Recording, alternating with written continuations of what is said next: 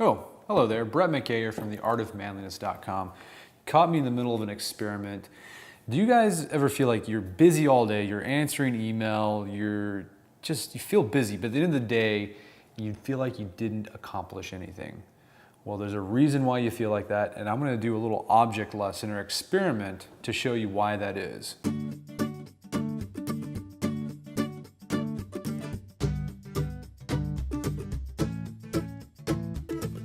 We're gonna say that this jar represents your life or your calendar or your schedule. And the way most people go about their life is they fill it up first with stuff that's not very important, and that's gonna be represented by this water. So this is like surfing the internet, checking out Reddit, checking out BuzzFeed. Don't do that anymore, quit checking BuzzFeed. Stuff that adds really no value to your life. And then what they do is they do stuff that's a little bit more important, that has some value, but really not much. And that's represented by this sand. So this is, answering some work email that really could have been answered, done over the phone in 5 minutes, but it's turned into 50 different emails. And this is like when you're doing research on the internet, but then you somehow end up back at those time-wasting sites. So that's the sand. And then we start doing stuff that's, a little bit more important, but not all that important. And that's represented by this gravel. So, this could be probably a lot of busy work that a lot of people do. All right. So it's stuff that has some value, but not all that much. And then you realize, man, I haven't done anything. I've been really busy, but I haven't got any work done. I got to focus on those really important things. So you try to cram those big rocks, and those big rocks represent the most important things in your life. It could be things like family, it could be your health, your spirituality. It could also be tasks in work or in class that will bring you closer to your goal. So you try to cram that into your calendar or your schedule. You quickly realize there's no room in your calendar because you filled it up with all this other stuff that's not really important, and you don't have room for the important stuff. But here's the catch.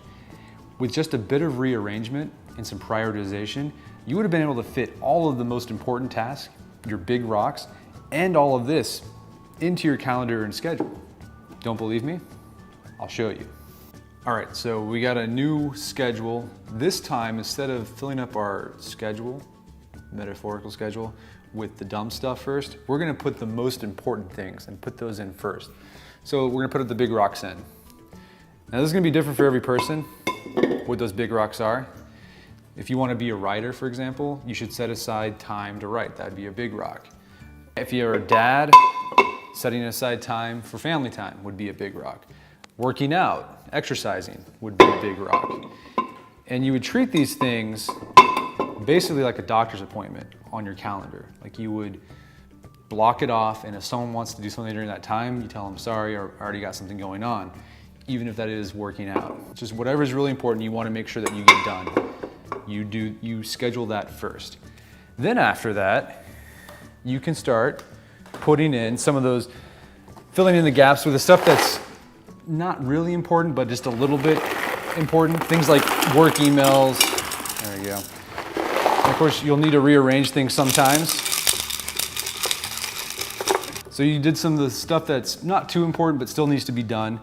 But you still have room, you still have time for some of that fun stuff that's just mindless. So go ahead, after you've done your big rocks, done the stuff that's sort of important, you can do some bit of mindless web surfing. Put some more in there. Still got plenty of room. Let it sift through, okay. And here's the thing. There's still room for more. I mean, we could probably put more sand in here. Some more fun stuff. That's really heavy. We got the water. This is just like stuff, I don't even know what. It's like not important at all. All right, so as you can see, we were able to fit in a lot more, including the big rocks. And the key was we had to put the big rocks in first. So my challenge to you this week is, as you sit down with your calendar and plan out your week, and if you're not planning, I definitely recommend you start doing that. Find out what your big rocks are. What are the most important things that you need to be doing? Again, if you want to be a writer, a big rock would be setting aside time for writing. If you want to be a musician, setting aside time for deliberate practice on whatever instrument it is that you're doing would be a big rock. Family is a big rock. Health is a big rock. At work, you're gonna have different big rocks that are gonna pop up every week. The key is though, is you do those first. Do those first. And as you do that, you're gonna find that you're gonna be more productive, more effective, and you'll have time for everything else in life. Those emails, those phone calls, those network meetings, it's all gonna be able to fit in there, but you have to do the big rocks first. So that's a challenge to you. Until next time, this is Brett McKay telling you to stay manly.